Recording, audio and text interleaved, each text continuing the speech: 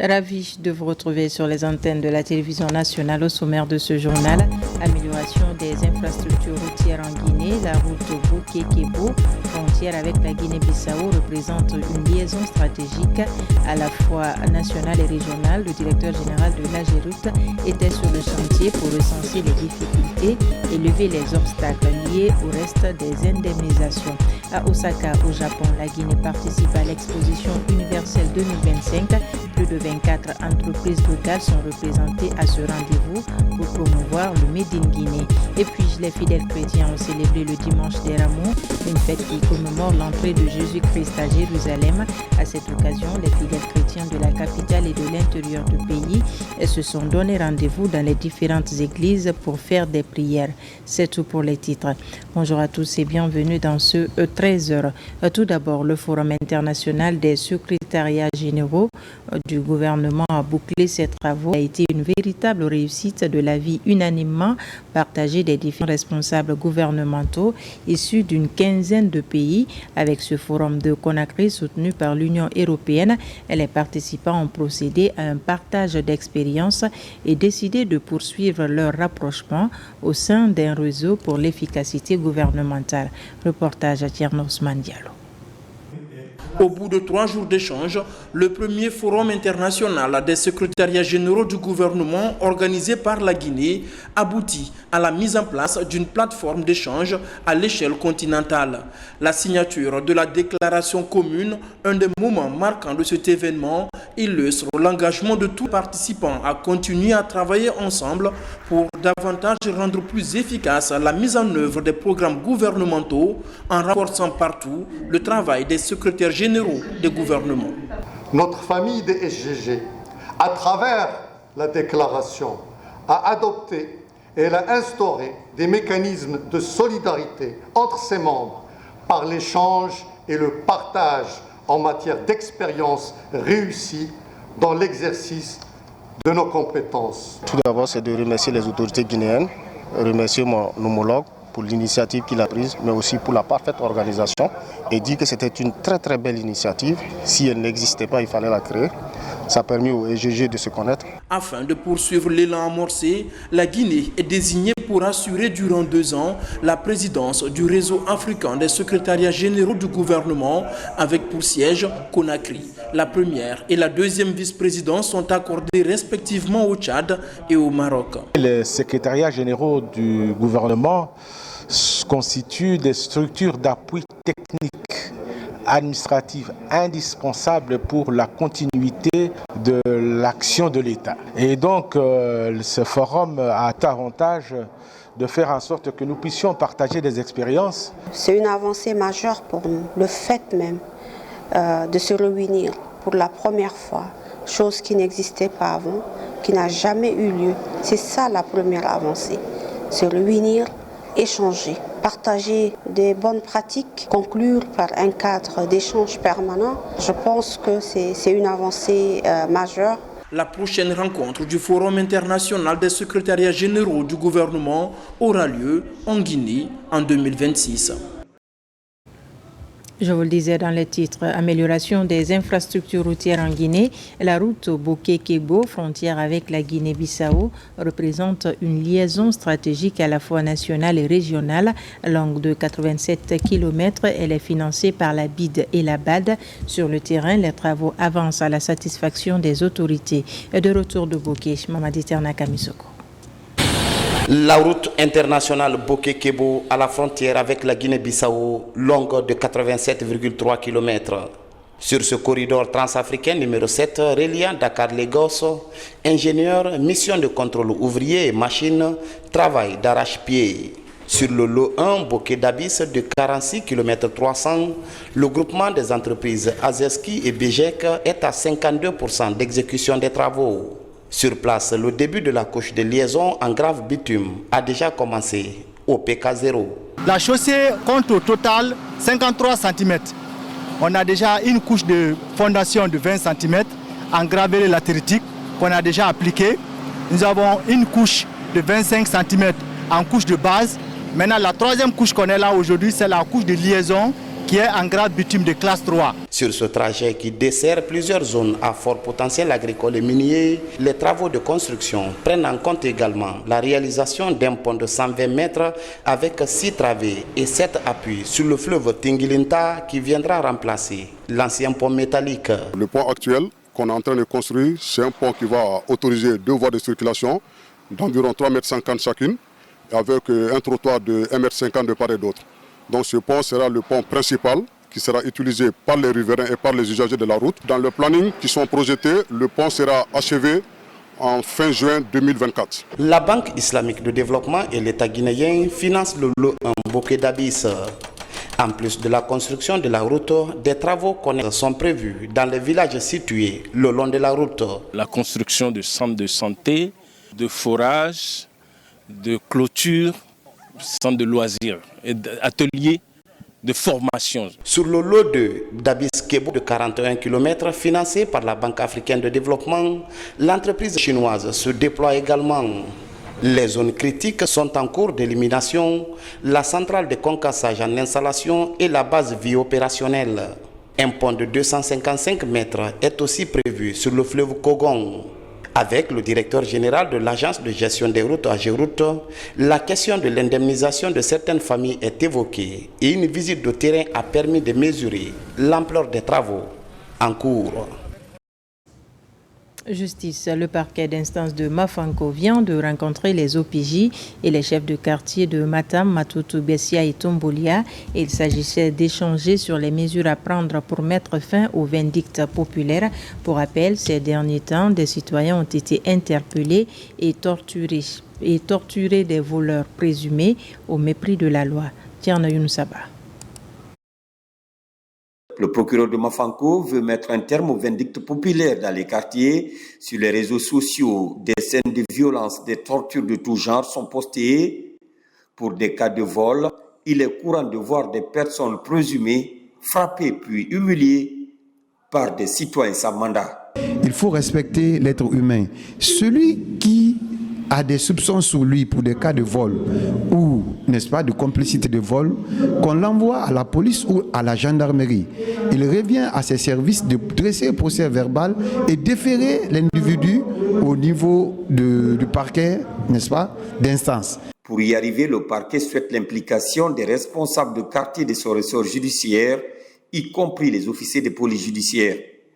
Ces acteurs sont donc sensibilisés sur la nécessité de protéger les droits des suspects tout en laissant la justice trancher. Nous, à notre niveau, en tant que chef de quartier, nous estimons qu'il faudra passer une grande sensibilisation en passant non seulement par la jeunesse de nos différents quartiers, mais aussi passer dans les lieux de culte, les mosquées et les églises, informant la population sur les conséquences graves des violences à l'égard des personnes. C'est une question de respect des droits de l'homme. Et le droit de l'homme étant transversal, il va sans dire que chacun puisse jouer son rôle pour faire asseoir un esprit de sécurité et de paix dans notre cité. Par cette rencontre, le parquet d'instance engage une lutte contre les actes de torture, un signal fort pour dissuader les citoyens à se rendre justice. Dans l'actualité également, le comité technique régional de la santé ouvre ses portes à Kankan. C'est le rendez-vous des acteurs et partenaires pour corriger certaines insuffisances au sein des structures sanitaires de la savane guinéenne. Des progrès encourageants sont aussi affichés pour motiver les indicateurs. Compte rendu Yamokaba. Au compte du deuxième semestre de l'année 2024, Kankan accueille le rendez-vous sanitaire régional pour corriger des imperfections. À la bibliothèque, Lansine Williams, des regards se croisent pour valider un nouveau plan de travail, exercice 2025. Au cœur du comité technique, exposer de nouvelles orientations sur l'ensemble des districts sanitaires de la savane guinéenne. Une évaluation des réalisations dans le domaine de la santé et ensuite faire l'état des lieux des interventions, ressortir les forces et les faiblesses des interventions dans le secteur de la santé, au niveau régional bien sûr, et ensuite faire des recommandations et à l'issue de cela, le ministère prendra des actions nécessaires avec tous les partenaires techniques et financiers qui l'accompagnent pour corriger les défis que nous allons relever au cours de ce comité technique. La particularité de ce comité technique régional, c'est l'accent qui doit être mis sur le travail collaboratif qu'il doit y avoir entre la santé et les autres sectoriels dans le cadre du One Health. L'élevage, l'environnement et la pêche. La synergie d'action est renforcée pour relever des défis spécifiques de la santé afin de soutenir efficacement le plan national de riposte contre les maladies. Aujourd'hui, il faut l'harmonie entre les trois éléments, c'est-à-dire la santé animale, humaine et la santé environnementale. Comme vous le savez, on est en train de parler du réchauffement climatique. Tant que ça se passe comme ça, les habitants ne seront pas à l'aise et ne seront pas confortables, ils ne seront pas en bonne santé. C'est pourquoi l'équilibre doit être assuré. Des bonnes nouvelles sont annoncées et les regards sont désormais tournés vers l'avenir. Le maître mot, faire du système sanitaire régional de Kankan une référence en matière de prise en charge et une priorité absolue pour les mois prochains. Inauguration du marché de collecte de Ditine, une infrastructure de grande capacité fruit du partenariat avec le Fonds international de développement agricole. Les autorités du ministère de l'Agriculture et de l'Élevage comptent pérenniser ce acquis pour mettre à la disposition des producteurs des infrastructures agro-pastorales qui apportent des solutions concrètes aux préoccupations des acteurs du développement rural. Fodé Camara. Après le lancement de la campagne agricole, place à l'agro-tour version Moyenne Guinée. Première étape, l'inauguration du marché de collecte des produits agricoles de Ditine. Entre autres compartiments, un bloc administratif, un hangar de transaction, un magasin de stockage et une aire de séchage. Cette infrastructure a une capacité de transaction de 10 à 15 000 tonnes par an. Un acquis, fruit d'un regain de vitalité de ce projet de 120 millions de dollars. Un projet qui était en veilleuse. C'est le lieu et le moment d'exprimer toute ma gratitude à son Excellence, Monsieur le ministre de l'Agriculture et de l'Élevage, Félix Lamar, et tout son cabinet pour les innombrables efforts consentis en faveur de la relance des activités du projet AgriFarm. Le FIDA, par ma voix, se réjouit des avancées significatives enregistrées depuis la reprise des activités et espère que les autres infrastructures prévues verront le jour avant la fin du projet. Ce dispositif vient réduire la pénibilité des producteurs pendant la période post-récolte. Une réalisation du projet AgriFarm, Agriculture familiale, résilience et marché. Un projet financé par le gouvernement et le Fonds international de développement agricole. C'est au gouvernement du président de la République que nous tendons la main. Le général des corps d'armée, Mamadi Doumbouya. Sina Mamadi Doumbouya comme Mamadi Doumbouya. Si c'est pas Mamadi Doumbouya, c'est lui-même Mamadi Doumbouya. L'infrastructure que nous allons nous remettre aujourd'hui sera utilisée au bénéfice de la nation, sera utilisé au bénéfice de nos populations dans l'esprit de refondation et de développement. Les partenaires et les autorités du ministère de l'Agriculture et de l'Élevage comptent poursuivre cette dynamique. Ceci pour mettre à la disposition des producteurs des infrastructures agropastorales dignes du nom. La réalisation de cette infrastructure ici, qui est un marché, on va dire, de collecte de produits agricoles, va permettre la gestion et le traitement des produits agricoles ici sur cette plateforme-là et géré directement par les communautés, directement par les producteurs. Donc c'est un ouf de soulagement pour la communauté, les producteurs de Ditine qui se félicitent de la réalisation de cette infrastructure très importante sur une superficie de plus de 2 hectares. Ici à Ditine. En Moyenne Guinée et en Haute Guinée, le marché de collecte de Ditine vient s'ajouter aux autres marchés de collecte et de demi-gros. Autre chantier du projet d'agriculture familiale, la réalisation des ouvrages de franchissement et l'aménagement des plaines agricoles et des bassins versants.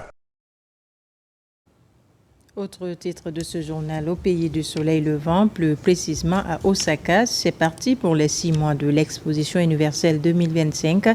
La Guinée est bel et bien présente à ce rendez-vous dont le thème est concevoir la société du futur et imaginer la vie de demain. Le ministère du Commerce, Industrie et PME à travers l'agence guinéenne de promotion des exportations compte assurer la présence de 24 entreprises locales à ce rendez-vous. Envoyé spécial à Osaka, Abdul Karim Kamara. Dans la baie d'Osaka, au Japon, l'empereur Naruhito souhaite la bienvenue aux délégations de l'exposition universelle 2025.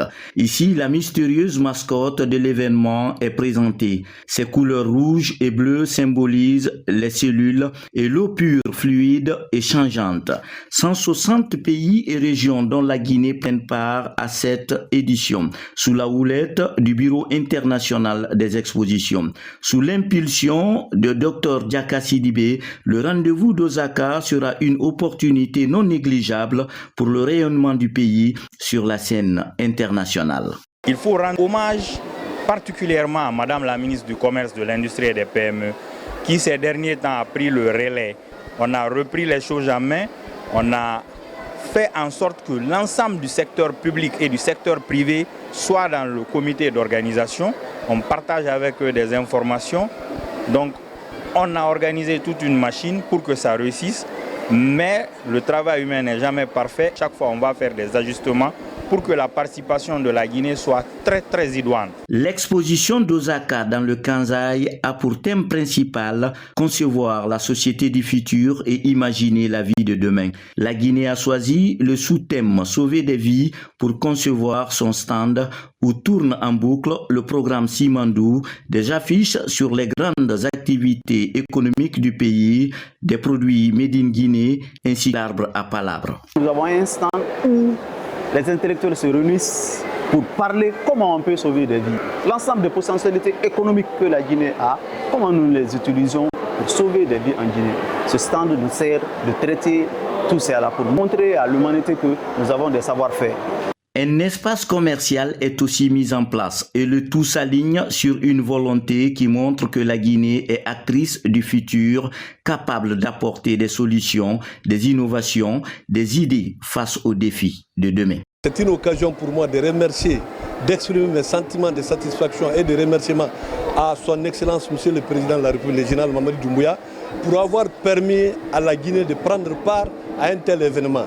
Nous sommes un pays en voie de développement, nous avons vraiment besoin de vendre nos potentialités, nous avons des choses très vendables. Au cours de ces 6 mois d'exposition, la Guinée assurera la présence de 24 entreprises locales. Au rendez-vous d'Osaka, 28 millions de visiteurs sont attendus sur les différents stands et pavillons de l'événement.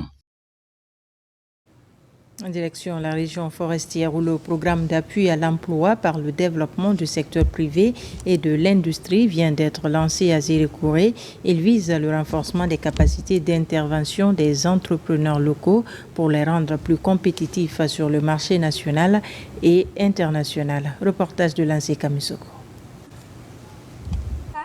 Pour accompagner les entreprises championnes dans le secteur de la transformation agricole et halieutique, le Centre du commerce international ITC lance le programme Transform en Zérékouré. Plus d'une cinquantaine de responsables d'entreprises locales prennent part aux travaux. L'ambition est de les rendre plus compétitifs à la fois sur le marché national et international. C'est vraiment d'accompagner les entreprises qui sont dans le secteur de la transformation agricole et halieutique à être plus compétitives à la fois au niveau national, mais également qu'elles puissent être en capacité de plus facilement accéder aux marchés internationaux. Favoriser la spécialisation des entreprises locales dans la labellisation des produits de qualité est l'une des priorités de cette initiative soutenue par l'Union européenne. Sur le terrain, les participants louent déjà les premiers effets bénéfiques de cet accompagnement. Je remercie beaucoup le programme ITC, aussi le gouvernement, aussi la Banque mondiale, vraiment d'avoir passé aux femmes. Nous, on s'est créé des initiatives pour faire l'agriculture, ça fait sur la chaîne de valeur, production, transformation et commercialisation. Je suis planteur de 18 hectares et ce revenu me permet de m'occuper de ma famille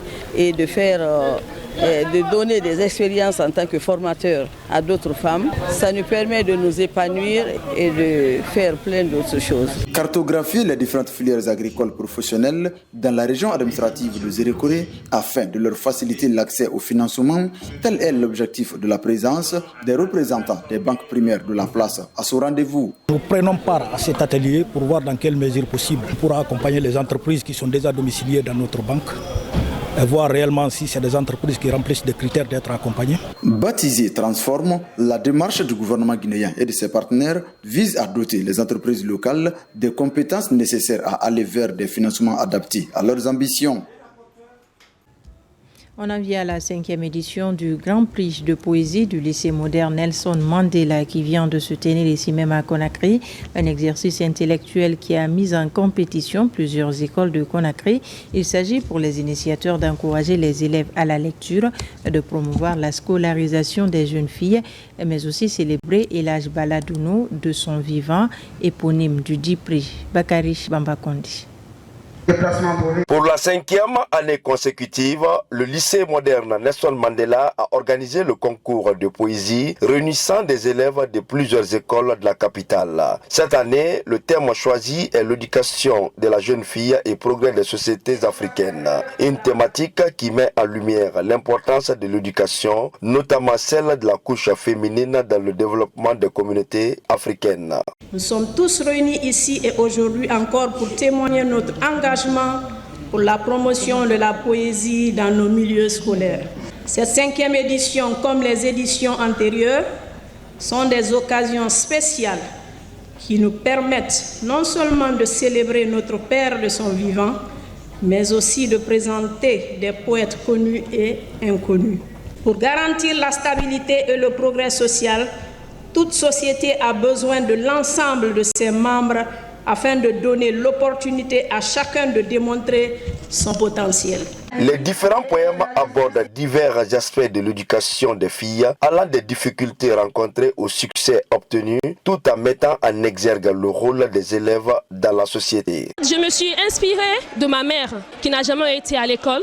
Maintenant, je me suis dit de transmettre ce message à mon grand-père, qui ne lui a jamais instruit. J'ai dit à mes amis de venir s'inscrire pour acquérir de la connaissance. Le prix est dénommé Elhaj Baladouno, fondateur du complexe scolaire Nelson Mandela. Je suis plein d'émotions parce que j'imagine comment une de mes filles a pu percer ainsi pour réaliser de mon vivant cette œuvre.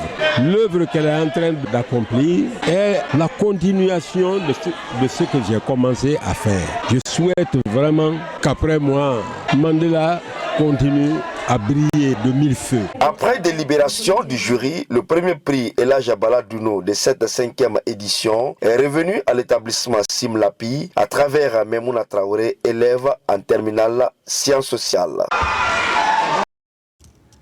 Pour terminer ce 13 avril, les fidèles chrétiens ont célébré le dimanche des Rameaux, une fête qui commémore l'entrée de Jésus-Christ à Jérusalem. À cette occasion, les fidèles chrétiens de la capitale et de l'intérieur du pays se sont donné rendez-vous dans les différentes églises pour faire des prières. Aïssata Marshall, Pierre Massadouno. Cette commémoration marque la rentrée triomphale de Jésus-Christ à Jérusalem sur un âne avec des chants d'acclamation. Hosanna au plus haut des cieux. Fils de David, béni soit celui qui vient. Ce dimanche des Rameaux et de la Passion a été fêté à la paroisse Saint-Cyprien de Dixine sous le signe de la paix et de la responsabilité de tout un chacun.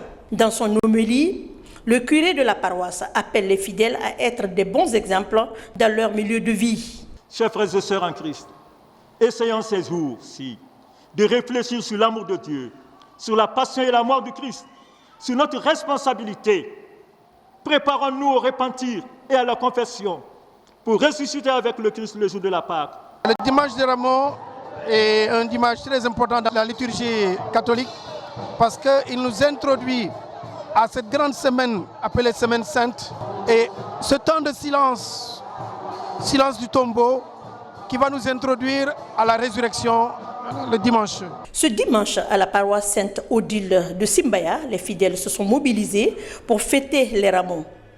Ils ont effectué une marche de prière le long des rails, en cours 5 jusqu'à l'église Sainte-Odile pour implorer la grâce du Seigneur Jésus-Christ. Nous rentrerons dans une semaine sainte pour reconnaître notre faiblesse, pour encore demander à Dieu de nous affermir, de nous donner la force, d'avoir pitié de nous. Fêtant ce dimanche des rameaux et de la passion de notre Seigneur Jésus-Christ, chaque chrétien convaincu et convaincant de sa foi doit entrer en lui-même, opérer un miracle de changement pour aller vers la semaine sainte en étant disposé à ressusciter avec le Christ. C'est une foule qui s'est rassemblée ce dimanche matin à la paroisse Sainte Trinité de Coléa pour célébrer la fête des rameaux. Le révérend Père Moïse Augustin Sanders a, dans son homélie, expliqué le sens de la passion du Christ. L'occasion est mise à profit ce matin pour tous les Guinéens, en particulier pour nous chrétiens anglicans, d'aimer son prochain sans démagogie, à l'image de Christ ou comme Jésus qui va se sacrifier pour l'humanité pour le rachat du péché. Ce que le prêtre a dit, c'est ce que nous devons faire. Il nous a invités à la prière, au pardon, à nous renouveler, à faire en sorte que ce que nous faisons avant Rameau, que nous changeons nos habitudes, que nous soyons des hommes neufs pour nous préparer à la résurrection du Christ. À l'intérieur du pays, à l'Abbé, pour être plus précis, le ministre de l'Agriculture et de l'Élevage a communié avec les fidèles chrétiens catholiques en la paroisse Notre-Dame Mont-Carmel de l'Abbé pour ce début de la Semaine Sainte qui marque la rentrée triomphale du Seigneur Jésus-Christ à Jérusalem. À cette occasion, le curé a rappelé l'importance de la bonne cohabitation entre les Guinéens. Autre rappel solennel, le rôle des administrateurs dans le développement de la Guinée. Ce qui m'a surtout marqué durant l'homélie du prêtre, c'était le service. Ceux qui sont responsables, ceux qui sont dirigeants doivent être au service de leur nation, au service de l'autre. Et donc c'est un message qui m'a interpellé en tant que ministre de la République. Et nous avons profité de cette célébration pour prier pour l'ensemble du pays, pour la quiétude sociale, prier également pour l'ensemble des dirigeants de notre pays, afin que notre pays aille de l'avant. Cette solennité chrétienne précède la célébration pascale et marque le début de la Semaine Sainte, la dernière semaine du carême, moment de prière, de partage et de pardon. Voilà qui met fin à ce journal. Merci de nous avoir reçus chez vous. L'actualité se poursuit sur notre site le www.rtgguinée.info. On se retrouve à 17h pour d'autres informations de la Guinée, notre paradis, terre de richesse et d'innovation.